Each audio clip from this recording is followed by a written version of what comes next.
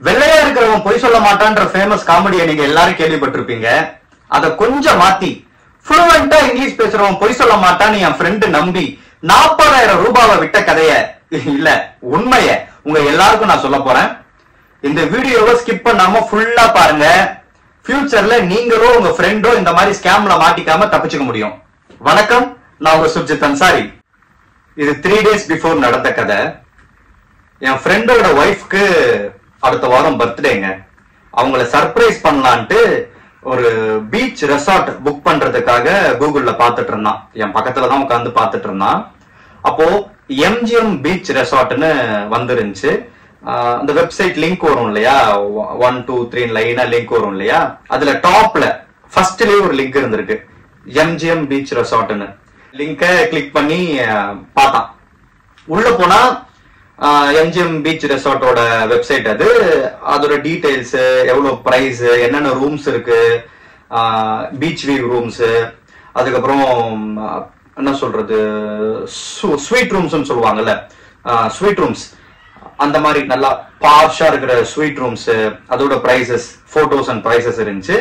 Plus அந்த sweet ரூம்குள்ளேயே swimming pool இருக்கிற மாதிரி, பிரைவேட் ஸ்விம்மிங் பூல் இருக்கிற மாதிரி எல்லாம் இருந்துச்சு. அது வந்து 18,600 ரூபாய் போட்டிருந்தான் புக்கிங்க்கு. சரியா, புக் நவுன்னு இருந்துச்சு. அதுல புக் நவ் போட்டா ஒரு நம்பருக்கு கால் போச்சுங்க. நாங்க நினைச்சது MGMல இருந்து தான் பேசுறாங்க நினைச்சுதான் பேசணும். கேளுங்களேன், MGM பீச் ரெசார்ட்ல இருந்து பேசுறோம் அப்படின்னு சொல்லிட்டு தமிழ்ல இல்ல, ஃப்ளூவெண்டா இங்கிலீஷ்ல. அவனுக்கு தமிழ் தெரியாதான், ஹிந்தில பேசுறான் இல்லைன்னா இங்கிலீஷ்ல பேசுறான். எங்க 2 பேருக்கும் ஹிந்தியும் தெரியாது. அதனால ஓகே இங்கிலீஷ்லயே பேசலாம்னு சொல்லிட்டு இங்கிலீஷ்லயே பேசணும். அவன் ரொம்ப ஃப்ளூவெண்டா, ஒரு கொஞ்சம் கூட டவுட்டே வராம, ஒரு என்ன சொல்றது பயங்கர ஃப்ளூவன்சி, ஏதோ ஒரு வெள்ளக்கார மாதிரி பேசினாங்க. அதுலதான் நாங்க விழுந்துட்டோம்னு சொல்லலாம். சரி, அவ்வளவு ஃப்ளூவெண்டா பேசுறானே, எப்படி வெள்ளையா இருக்கிறவன் பொய் சொல்ல மாட்டான்ற மாதிரி ஃப்ளூவெண்டா இங்கிலீஷ் பேசுறவன் பொய் சொல்ல மாட்டான்னு நம்பி அவன்கிட்ட பேசணும். அவன் என்ன பண்ணா, சார் உங்களோட வாட்ஸ்அப் நம்பருக்கு நான் போட்டோஸ் அனுப்புறேன், நீங்க செலக்ட் பண்ணிக்கோங்க என்ன ரூம் வேணும்ட்டுன்னு எங்க வாட்ஸ்அப்க்கு போட்டோஸ் அனுப்பினான். சரிங்களா, இதெல்லாம் இங்கிலீஷ்ல பேசினா நான் உங்களுக்கு தமிழ்ல சொல்றேன். வாட்ஸ்அப்ல பார்த்தோம். அப்ப எங்களுக்கு இந்த ஸ்வீட் ரூம் வந்து ரொம்ப பிடிச்சிச்சு. இண்டோர்லயே உள்ளேயே பிரைவேட் ஸ்விம்மிங் பூல் இருந்த ஸ்வீட் ரூம் வந்து எங்களுக்கு ரொம்ப பிடிச்சிச்சு. மச்சான் இது நல்லா இருக்கு, சூப்பரா இருக்குன்னு சொன்னேன். அவனும் ஓகேன்ட்டு இதை புக் பண்ணிக்கலான்ட்டு நாங்க இந்த ரூமுக்கு ஓகே பண்றோம், இந்த ரூம் ஓகே பண்றோம்னு சொல்லிட்டு எவ்வளவு பே பண்ணணும்ட்டு அவங்ககிட்ட கேட்டோம். அதுக்கு வந்து சார் ரூம் வந்து ரொம்ப கம்மி நம்பர்ஸ் தான் அவைலபிள் இருக்கு, நீங்க ஃபுல் பேமெண்ட் பண்ணாதான் புக் பண்ண முடியும், ரூல்ஸ் அப்படிதான் அப்படின்ற மாதிரி சொன்னான். எனக்கு அப்பயே ஃபுல் பேமெண்ட் பண்ணுமான்னு ஒரு டவுட் இருந்துச்சு. சரி ஓகே, ரூம்ஸ் நம்பர்ஸ் கம்மியா தான் இருக்கு, அவைலபிலிட்டி இல்லைன்றானேன்ட்டு ஓகே பண்ணிடலான்னு பிளான் பண்ணி சரிங்க அமௌண்ட் சென்ட் பண்றோம்னு சொன்னோம். அவன் என்ன சொன்னான், 18,600 rupees சார் நீங்க சென்ட் பண்ணிடுங்க, அதுலயே பே நவுன்னு இருக்கும்னா பே நவுல போய் அந்த கொடுத்திருந்த நம்பருக்கு நாங்க ஜிபேவும் பண்ணிட்டோம். பண்ணதுக்கு அப்புறம் வித்தின் ஒரு ஃபியூ செகண்ட்ஸ்ல மறுபடியும் கால் பண்ணி, சார் நீங்க 18,600 ஃபுல்லா பே பண்ணிட்டீங்க, அப்படி பண்ணக்கூடாது, 18,000 தனியா 600 தனியா இப்படி நீங்க பே பண்ணணும், நீங்க சேர்த்து பண்ணிட்டீங்க, 18,000 தான் ஆக்சுவல் ரூமோட பிரைஸ், 600 வந்து ஜிஎஸ்டி, நீங்க தெரியாம அதை சேர்த்து பண்ணிட்டீங்க அப்படின்ட்டான். முன்னாடியே சொல்ல வேண்டியது தானேன்னா, இல்ல நான் சொன்ன நீங்க கவனிக்கல போலன்னு சமாளிச்சிட்டான். சரி ஓகே நாங்களும் விட்டுட்டோம், சரி நாங்க தான் கவனிக்கல போலையோன்னு விட்டுட்டோம். சரி ஓகே, நாங்க இப்போ 18,000 தனியா 600 தனியா நாங்க பண்றோம், ஆனா நாங்க முன்னாடியே ஒரு பேமெண்ட் கொடுத்துட்டோமே, பண்ணிட்டோமே, அது எங்களுக்கு எப்ப கிடைக்கும், நீங்க எப்படி அதை ரீஃபண்ட் பண்ணுவீங்க, இப்ப இமிடியேட்டா ரீஃபண்ட் பண்ணிடுவீங்களான்னு கேட்டேன். இல்ல சார் அது வந்து கம்ப்யூட்டரைஸ்டு, நான் ரீஃபண்ட் பண்ண முடியாது, நீங்க இப்போ அகைன் 18,000 தனியாவும் 600 தனியாவும் நீங்க பேமெண்ட் பண்ணீங்கன்னா உங்களுக்கு நீங்க முன்னாடியே பே பண்ண அந்த 18,600 ரீஃபண்ட் ஆயிடும், ஆட்டோமேட்டிக்கா ரீஃபண்ட் ஆயிடும். அப்படி ஆகாட்டி அதுக்கு எப்படி ரீஃபண்ட் பண்ற ப்ராசஸ் நான் ஸ்டார்ட் பண்ணுவேன்ற ஒரு கதையை விட்டாங்க, சொல்லிட்டான். அதை நாங்க நம்பிட்டோம். சரி ஓகேன்ட்டு மறுபடியும் 2வது தடவை மராதரம் ஏமாறுற மாதிரி 2வது தடவை நாங்க 18,000 தனியா 600 ரூபாய் தனியா அனுப்பிட்டோம். அது ரீஃபண்ட் வரல. என்னப்பா ரீஃபண்ட் வரலன்னா, சரி இல்ல சார் இந்த ப்ராசஸிங் கொஞ்சம் டைம் ஆகும், இல்லைன்னா நான் ப்ராசஸ் பண்றேன்னு சொல்லிட்டு அவன் என்ன பண்ணா, உங்களோட ஜிபேவோட QR கோட் அனுப்புங்க, நான் அது ப்ராசஸ் ஸ்டார்ட் பண்றான்னா. சரின்ட்டு எங்களோட ஜிபேவோட கியூஆர் கோட அனுப்பினப்புறம் என் ஃப்ரெண்டோட நேம் வந்து சுந்தர். ஓகேவா, உங்க பேரு சுந்தர் சிவராஜன் தானா, இதான் இதுல இருக்கு கரெக்டான்னு கேட்டான். ஆமா சுந்தர் சிவராஜன் தான் கரெக்ட் அப்படின்னும். கொஞ்ச நேரம் கழிச்சு, சார் உங்களோட வாட்ஸ்அப்க்கு நான் ஒரு கியூஆர் கோடு சென்ட் பண்ணிருக்கேன், அதை ஸ்கேன் பண்ணுங்கன்னு சொன்னாங்க. நாங்களும் அதை ஸ்கேன் பண்ணோம். ஸ்கேன் பண்ணதுக்கு அப்புறம் டைரக்டா அது ஜிபேக்கு போச்சு. சார் இப்போ நான் ஒரு நம்பர் சொல்றேன், அந்த நம்பரை வந்து டெக்ஸ்ட் பண்ணுங்க, டைப் பண்ணுங்கன்னு சொன்னான். 320618ன்னு தனித்தனி டிஜிட்டா சொன்னான். எங்களுக்கு டக்குன்னு ஸ்ட்ரைக் ஆகல. ஆக்சுவலா நம்ம ஜிபேல ஒரு கியூஆர் கோட ஸ்கேன் பண்ணதுக்கு அப்புறம் என்ன ஆகும், என்டர் அமௌண்ட்னு காட்டும். அந்த நாய் உசாரா அமௌண்ட்னு சொல்லாம நான் ஒரு நம்பர் சொல்றேன்னு சொன்னான், டிஜிட்டா 320618ன்னு. எங்களுக்கு ஸ்ட்ரைக் ஆகாம அந்த நம்பரையும் போட்டோம். ஆக்சுவலா நாங்க போட்டது அமௌண்ட், எங்களுக்கு ஸ்ட்ரைக் ஆகல. அதுக்கப்புறம் என்ன பண்ணா, கீழே வந்து கன்ஃபார்ம்னு இருக்கா, அதை அமுக்குங்கன்னா. எனக்கு அப்பதான் ஸ்ட்ரைக் ஆச்சு. இல்லையே, நம்ம ஸ்கேன் பண்ணி போனா அமௌண்ட் தானே போடுற மாதிரி வரும், அமௌண்ட் தானே அவன் போட சொல்லியிருக்கான்ட்டு டக்குன்னு, இல்லங்க இப்ப நம்ம பேனவுன்னு போட்டா அமௌண்ட் போயிடுமே, நீங்க எப்படி பேனவு நமக்கு சொல்றீங்கன்னா, சார் பேனவுன்னு போட்டா அமௌண்ட் போகாது, நீங்க பேனவு அமுக்கிட்டதுக்கு அப்புறம் உங்களோட பின் இருக்கும்ல, உங்களோட பின்னை நீங்க போட்டாதான் அமௌண்ட் போகும், அதனால நீங்க பயப்பட வேணாம்னா.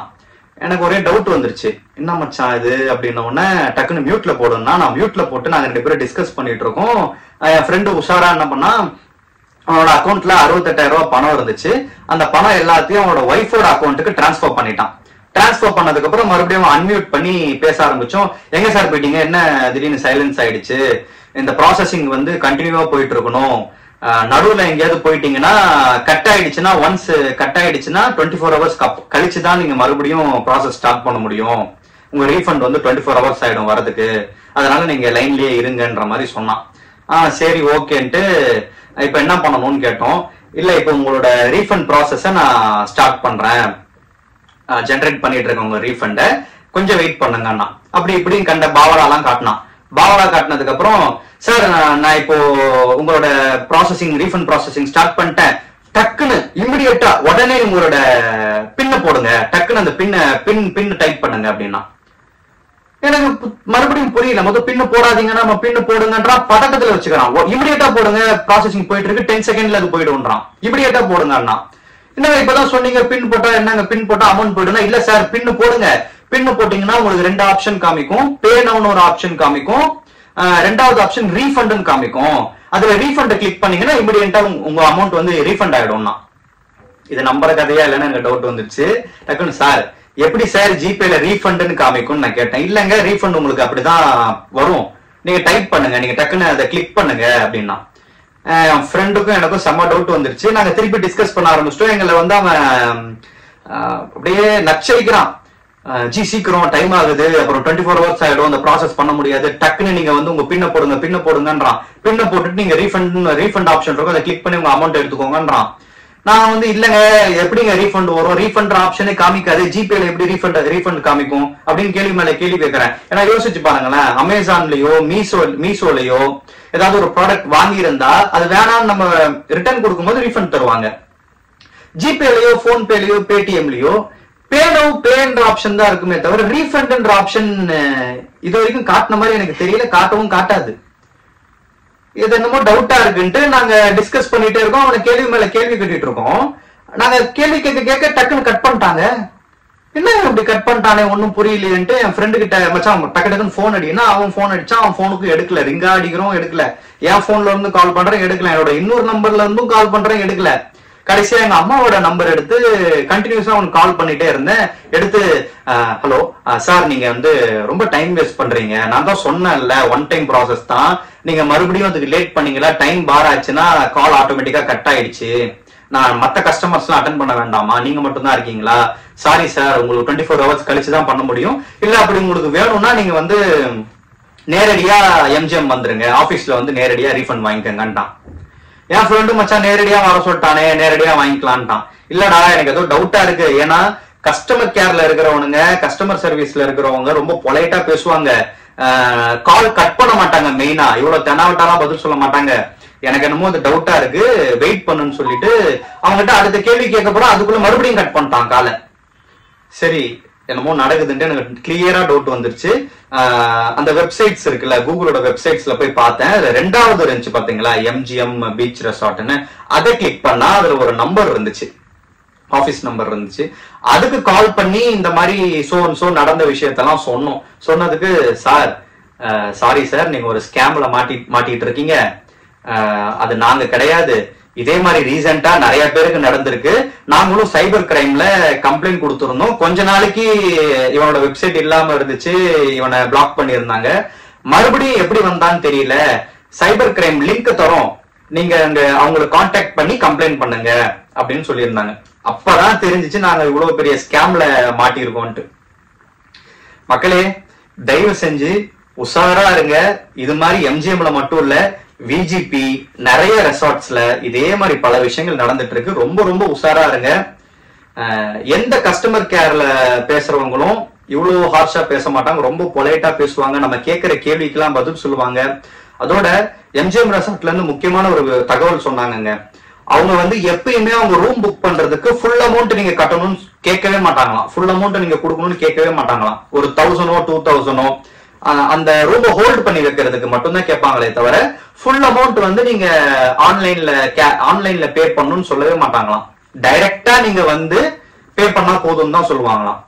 அதனால 2வது விஷயம், டைரக்டா நீங்க போய் பே பண்ற மாதிரி தான் இருக்கும். ஆன்லைன்ல ஃபுல் பேமெண்ட் பே பண்ற அவசியமே இருக்காது. அப்படி கேட்டாங்கன்னா அவங்க ஃப்ராடு. 3வது விஷயம், ஒரு QR கோடை அனுப்பி இதை ஸ்கேன் பண்ணுங்க அதை ஸ்கேன் பண்ணுங்கன்னு சொன்னா தயவு செஞ்சு பண்ணாதீங்க. முக்கியமா உங்களோட பின் நம்பரை போடவே போடாதீங்க, இது மிகப்பெரிய ஸ்கேம். அப்படி பின் நம்பரை மட்டும் நீங்க போட்டுட்டீங்கன்னா அடுத்த செகண்டே உங்களோட அக்கௌண்ட்ல இருக்கிற எல்லா அமௌண்ட்டும் போகையா. அதனால உஷாரா இருங்க. என் ஃப்ரெண்டுக்கே அது நடந்துச்சு.